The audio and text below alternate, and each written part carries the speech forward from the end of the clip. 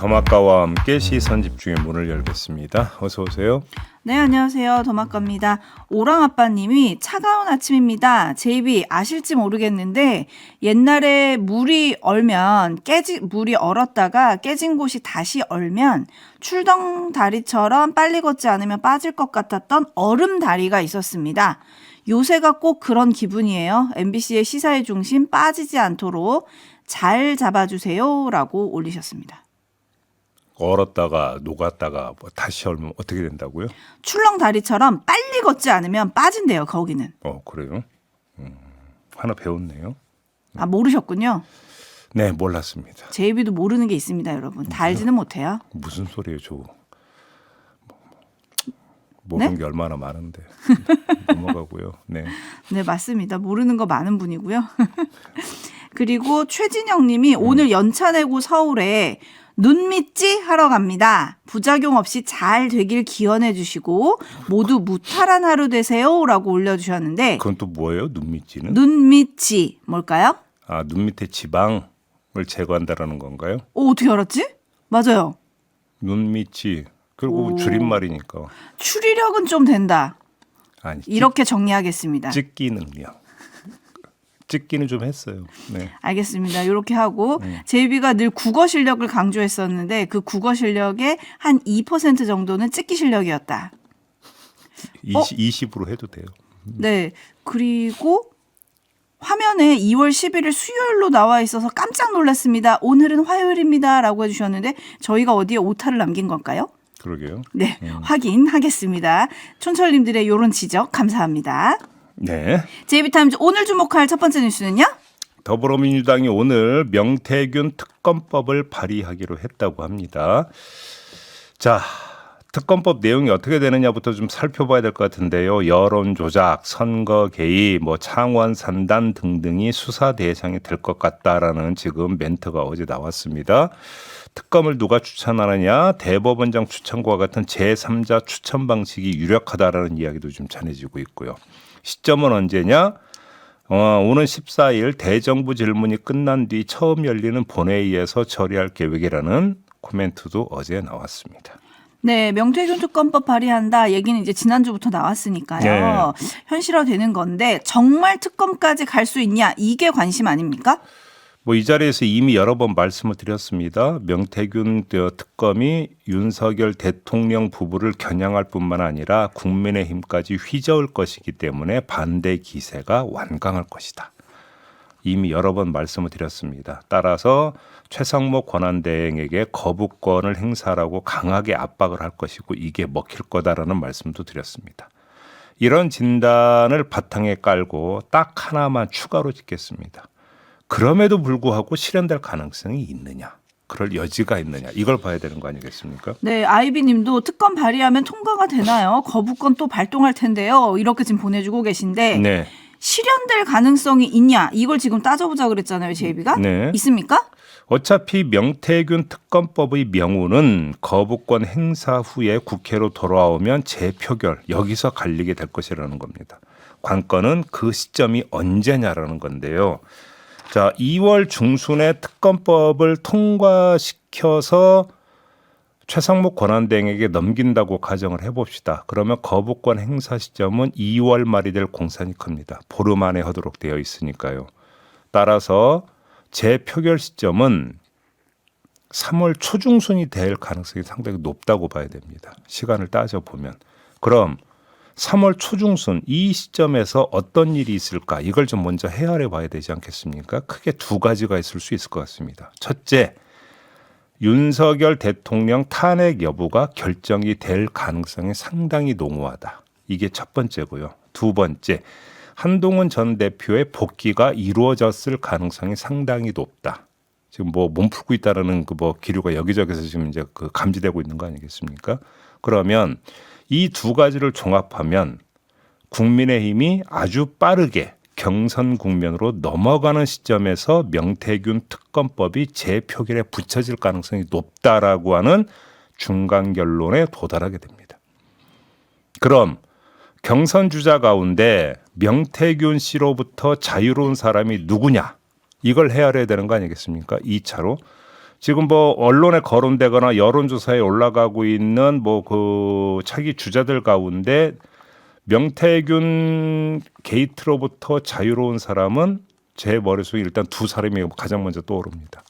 유승민 전 의원과 한동훈 전 대표 정도입니다.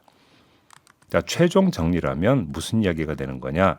결국 친한계의 경선 전략이 어떻게 되는지에 따라서 그 친한계 소속 의원들의 재표결 한 표 행사 방향이 어떻게 조절되느냐에 따라서 명태균 특검법의 명운이 갈린다. 이렇게 진단을 할 수 있다라는 겁니다.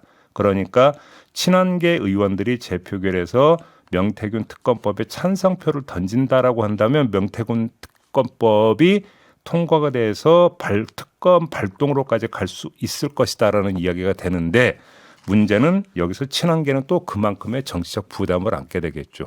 이렇게 되면 경선 주자들을 겨냥해서 결국은 찬성표 던진 거 아니냐라는 이야기가 바로 따라붙지 않겠습니까?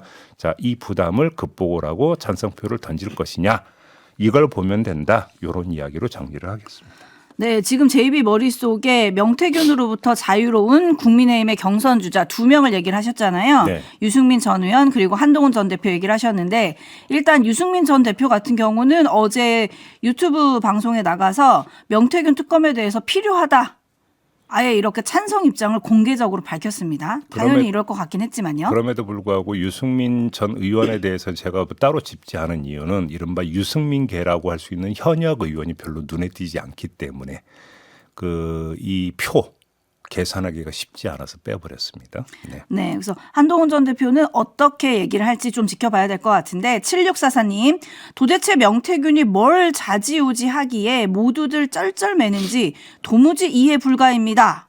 라고 보내주셨고 그거는 이런 걸로 정리하면 되는 게죠. 나는 지난 여름에 네가 한 일을 알고 있다.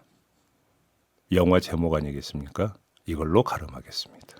네, 이인님은 JB 그러면 탄핵이 먼저인가요? 아니면 명태균 특검법 재의결이 먼저인가요? 제가 조금 전에 그 정리한 일정표에 따르면 탄핵 결정이 먼저라고 봐야 되겠죠. 오히려. 그렇게 봐야 되는 거 아니겠습니까? 네, 그리고 최상목 대행이 다들 거부할 거라고 많이들 생각을 하시잖아요. 네. 대부분. 네. 그러다 보니 이승민 님이 거부의 명분은 있습니까? 여야 합의 또 얘기하겠죠. 거의 전가의 보도 아닌가요? 네. 네, 그리고 내란당님, 아이디가 내란당님이에요. 국민의힘은 관련이 없다는 걸 증명하려면 이거는 찬성해야 하는 거 아닙니까? 할까요? 그러게요. 공천 개입이 당장 나오고 이렇게 되면 국민의힘 안을 다 들여다보겠다 이런 이야기가 되는 건데. 그러니까요. 물음표를 남겨두고 그다음에 명태균 씨가 최근에 공익제보 얘기를 좀 했다는 거 아니겠습니까? 노영희 변호사를 만나서. 네. 그래서 관심인데 민주당이 12일 국회 법제사법위원회 전체회의에서 특검법을 상정을 하고 오는 19일에 명태균 씨를 증인으로 불러서 긴급 현안 질의를 진행한다는 계획을 지금 세우고 있다고 합니다. 19일에 명태균 씨가 국회로 나올지 이것도 좀 시선 집중해야 될 것 같아요. 그러게요. 응할지 이걸 봐야 되는 거 아니겠습니까? 네. JB타임즈 다음 주목할 뉴스는요? 윤석열 대통령이 탄핵 심판 6차 변론기일 지난주에 있었죠. 이때 이런 주장을 했었는데요. 다시 한 번만 들어보시죠. 12월 6일 바로 이 홍장원의 공작과 12월 6일 우리 특전사령관의 김병주 TV 출연부터 바로 이 내란 프레임과 이 탄핵 공작이 저는 시작된 거로 보여지고요. 내란 프레임과 탄핵 공작을 언급을 했어요. 그랬던 윤석열 대통령이 어제 자신을 찾아온 국민의힘 의원들에게 비슷한 말을 또 했다고 합니다. 탄핵 심판 과정에서 홍장원 전 국정원 1차장, 곽종근 특전사령관 증언의 신빙성이 흔들린 것을 국민이 알게 되지 않았느냐. 이런 요지의 말을 했다라는 것 아니겠습니까? 네, 신빙성이 흔들린 걸 국민들이 알게 됐다. 이게 말이 맞습니까? 조금만 더 살펴보죠. 윤석열 대통령의 말이 전부가 아닙니다. 윤석열 대통령이 밑그림을 그렸다면 그 밑그림에 색칠을 하는 사람들이 있는데요. 자, 먼저 윤상현 국민의힘 의원이 그저께 한 주장을 한번 들어보시죠. 그리고 메모장에 적힌 필체도 일부가 미묘하게 달라 한 명 이상이 모의해서 작성했다는 의혹도 제기되고 있는 실정입니다. 박수영 의원은 시중엔 첨서한 글씨체가 메모를 최초 공개한 박선원 민주당 의원 글씨체와 비슷하다는 의혹이 있다라는 주장을 내놓기도 했습니다. 윤상현, 박수영 두 의원이 이야기했던 게 뭐냐? 홍장원 메모에 태클을 걸고 나선 것이다. 이런 이야기가 되겠습니다. 이것 외에 국민의힘에선 홍장원, 곽종근, 매수설까지 주장하고 있는 실정입니다. 이제 듣기 평가랑 국어 문법 공부에 이어서 이제 필체 감정까지 해야 되는 상황인가요? 그러니까요. 좀 당황스러운데 조작과 매수를 통해서 탄핵 공작을 벌인 것이다. 지금 이런 주장인 거죠? 뭐 대충 그런 그림을 그리고 있는 것이죠. 공작이 있었다고 열심히 작업하고 있는 셈인데요. 자, 이렇게 아무 말 대잔치를 해도 되나 싶은데 문제는 이 아무 말이 극렬 지지자들에게 가서는 탄핵 무효 믿음을 강화하는 묘약이 되고 나아가 탄핵 불복의 영향자가 될 수도 있다라는 데 문제가 있습니다. 더 큰 문제는 작업에 나선 국민의힘 의원들에 대한 제동이 당 안에서 걸리지 않고 있다라는 점, 이겁니다. 일부 몇몇 의원이 아무리 작업을 한다 해도 당 지도부가 제동을 걸면서 당의 입장은 그런 게 아니다라고 하면 그 반향은 줄어들게 마련입니다. 그런데 당 지도부는 손살에 한번 치지 않고 있습니다. 오히려 당의 입에 해당하는 신동욱 수석 대변인이 이런 말을 했습니다. 일부 인사들의 오염된 진술과 허위 메모로 쌓아올린 내란 프레임이 근본부터 흔들리고 있다라고 맞장구를 쳤습니다. 이 정도면 뭡니까? 그토록 외쳐왔던 당정일체, 단일대우, 이게 비로소 실현되고 있다. 이렇게 정리를 해야 되는 거 아니겠습니까? 비로소 네. 이제서야. 네. 네, 그리고 김대식 수석 대변인은 어제 윤석열 대통령이 그 접견온 의원들을 향해서 2030을 향한 메시지, 뭐 당에 대한 메시지 이런 거 냈잖아요. 네. 거기에 대해서 이렇게 얘기를 했더라고요. 현직 대통령으로서 충분히 낼 수 있는 메시지다. 그러니까 현직 대통령이라는 점을 강조했습니다. 이런 뉴스 들으시고 9609님 내란 프레임이요? 라고 물음표 6개 찍어주셨고요. 그 뒤에 이런 말을 덧붙여 주셨습니다. 아 답답해. 아 답답해. 나라사랑님은 왜 자꾸 이런 주장을 하는 걸까 생각을 좀 해보셨나 봐요. 네. 이런 결론을 내리신 듯합니다. 반복 학습의 효과를 노리는 걸까요? 반복 학습을 다른 말로 하면 뭐가 됩니까? 주입이 됩니다. 그렇지 않습니까? 네, 그리고 당정일체가 비로소 되는 거 아니냐 제이비가 얘기하셨는데 사실 권영세 비대위원장도 그 취임 한 달 기자회견에서 윤석열 대통령과 절연 관련한 기자들의 질문에 대해서 억지로 끊는다고 끊어지겠냐 계속 이런 얘기를 했잖아요. 그렇습니다. 끊을 생각이 없다는 얘기 아니겠습니까? 그런 거는. 그런 생각이 있었으면 벌써 여러 번의 계기가 있지 않았겠습니까? 그러니까요. 그다음에 지금 제가 열거했던 이런 움직임에 대해서 쓰다달다 일단 선을 쳐야 될 거 아니겠습니까? 전혀 안 하고 있지 않습니까? 오히려 지난 3일에 윤석열 대통령을 접견하고 나서 당이 하나가 돼야 한다라는 대통령의 메시지를 전달한 사람이 권영세 비대위원장 그리고 권성동 원내대표였습니다. 네. 네, 그리고 록국건님이 본질은 계엄을 한 게 중요한 거 아닙니까? 라고 좀 꼬집어 주셨고 끌로에님은 제발 의혹 제기하지 말고 그럼 증거를 좀 보여주세요. 라고 했습니다. 메모가 지금 필체가 조작됐다라는 거잖아요. 그걸 이제 나름 증거 아니냐라고 지금 제시를 하고 있는 거 아니겠습니까? 농촌 아들님, 저는 항상 퇴근길에 시선 집중을 듣고 보고 있습니다. 요즘 밤새서 일하는 거 힘든데요. 근데 이 힘든 건 얼마든지 참겠는데 내란죄를 받고 있는 사람이나 변호하는 사람이나 의원들의 이런 뻔뻔함은 화가 나서 못 참겠습니다. 요런 촌철 보내주셨어요. 조금만 더 참으세요. 일단은 뭐를 거쳐가야 되느냐? 헌재의 탄핵 심판을 거쳐가야 되는 거 아니겠습니까? 그 결론이 조만간 나오지 않겠습니까? 네, 오늘도 7차 변론이 있습니다. 이상민 장관, 신원식 국가안보실장, 백종욱 전 국정원 3차장, 그리고 김용빈 선관위 사무총장이 증인으로 출석합니다. 네. 오늘도 시선 집중하겠고요. 지혜비타임즈 다음 주목할 뉴스는요? 지난해 12월 3일 그날 밤부터 올해 2월 3일까지 2달 동안 특전사 소속의 중사와 상사 희망 전역 신청자가 모두 52명이었다고 합니다. 전년 같은 기간이 17명이었으니까 3배가 늘어난 겁니다. 중사 계급은 11명에서 26명으로 늘었고 상사 계급은 6명에서 26명으로 늘었다고 하는데 자, 다른 육군의 중사, 상사, 대위 같은 중간계층 간부들의 희망 전역 인원이 지난해 2,310명으로 전년 1,770명에 비해서 30% 정도 는 것과 비교하면 30% 늘었는데 특전사에서는 몇 프로 늘었다라는 겁니까? 3배니까 300%가 늘었다라는 거 아닙니까? 10배 아니겠습니까? 이거 왜 이러는 건가요? 뭐 열악한 처우가 작용했다. 이거는 상수인 것 같고요. 근데 중요한 것은 최근에 폭증하는 원인은 그럼 도대체 뭐냐? 이걸 따로 떼어서 봐야 되는 건데 관련해서 계엄군으로 동원된 부대라는 점을 불명예로 여기고 있는 것이 크게 작용했다라는 분석이 지금 나오고 있습니다. 문제는 특전사에서 중사와 상사는 작전 요원의 70% 이상을 차지하는 중추 계급이라는 겁니다. 그래서 이들을 키워내려면 일반 전투원에 비해서 2배 이상의 훈련 기관과 재원이 필요한데 이런 인력들이 지금 빠져나가고 있다. 그럼 어떻게 되는 겁니까? 그만큼 특전사의 전투 역량이 떨어질 뿐만 아니라 남은 특전사 대원들에게 미치는 영향도 크다. 이렇게 봐야 되는 거 아니겠습니까? 네, 신원섭파님, 특전사로서 명예와 자부심이 무너진 탓 아니겠습니까? 너무 안타깝네요. 이건 누구가 책임을 져야 합니까? 라고 물어주셨는데 춘철님들 다 느끼실 것 같고요. JB타임즈 다음 주목할 뉴스는 어떤 겁니까? 어제 대전에서 한 초등학교에서 벌어진 일입니다.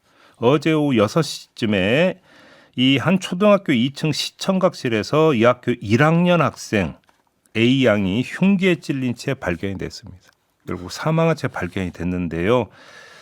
이날 오후 5시 18분쯤에 아이가 사라졌다는 부모의 신고를 받고 경찰이 출동해서 수색한 끝에 이 학생을 찾아냈다는 건데 여교사도 발견을 했습니다. 역시 흉기에 찔린 상태에서 발견이 됐는데 목숨에는 지장이 없고 수술을 받았다. 이런 소식이 지금 전해지고 있는데요. 지금까지 나온 이야기를 종합을 하면 이 여교사가 1학년 여학생을 흉기로 찔러 살해하고 자신에게도 흉기를 댄 것으로 지금 이렇게 전해지고 있는데 아무리 뉴스를 살펴도 그 동기가 뭔지는 지금 나오고 있지 않고요.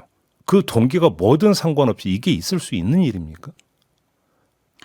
도무지 이해를 할 수 없는 사건이 지금 발생을 한 건데 이 여교사가 이 여학생이 지금 담임 선생님은 또 아니었다고 그러거든요.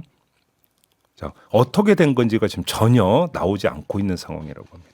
네, 어제 저녁 뉴스에 일단 일보로 전해지기로는 아마 그 뉴스 보고도 많은 분들이 충격을 받으셨을 텐데 일단 이 교사의 우울증 병력이 조금 언론의 보도를 많이 타기는 했습니다. 하지만 그것이 원인인지는 조금 더 지켜봐야 되는 상황이고요. 네. 많은 분들은 이것이 학교에서 일어났다는 것에 더 충격을 좀 받으신 것 같습니다. 왜냐하면 학교라는 거는 아이들이 가장 안전해야 하는 곳이잖아요. 그 1학년 학생이 이 시간까지 학교에 있었던 이유는 돌봄 교실을 이용을 했기 때문입니다. 맞습니다. 돌봄 아니겠습니까? 부모가 학교에 아이를 맡기는 것은 그 어느 곳보다 가장 안전하고 잘 돌봐줄 거다라는 믿음이 있기 때문에 아이를 학교에 맡기는 겁니다. 그런데 이런 사건이 발생을 했다면 도대체 부모 입장에서 무슨 생각을 하겠습니까? 물론 일반화할 수는 없는 것이겠죠. 근데 사건이 너무나 충격적이기 때문에 도대체 이해를 할 수가 없는 이런 사건이 발생을 했어요. 아무튼 지금 그 여교사가 일단 수술을 받았다고 하는데 그 뒤에 이제 수사가 이루어지지 않겠습니까? 도대체 왜 그랬는지 정말 저도 궁금한데요. 반드시 밝혀낼 그런 문제다 이런 말씀으로 좀 드리도록 하겠습니다. 네, 왜 그런지 밝히는 것뿐만 아니라 이제 동일한 사건들이 혹시라도 또 일어나지 않도록 대책이 좀 필요하다. 촌철님들은 이런 얘기들을 좀 올려주고 계시네요. 그런데 이길자님은 이 뉴스가 너무 암담하다고 지금 올려주셨고 이미경님은 아이가 얼마나 무서웠을지 마음이 너무 아픕니다. 이런 댓글 올려주셨어요. 1학년이잖아요. 1학년. 이해를 할 수가 없습니다. 그래서 그러니까 뭐 재발 방지 대책 이런 이야기 이제 많이 할 수는 있는데 자, 학교 선생님이 지금 저지른 일이지 않습니까? 그럼 무엇을 해야 되는 걸까요? 재발을 방지하기 위해서? 네? 이 물음표에 대해서 지금 답을 내릴 수 있는 게 뭘까요? 이것도 사실은 궁금하거든요. 자, 아무튼 오늘 이야기는 좀 이렇게 마무리하도록 하겠습니다. 더마카 수고하셨습니다. 고맙습니다.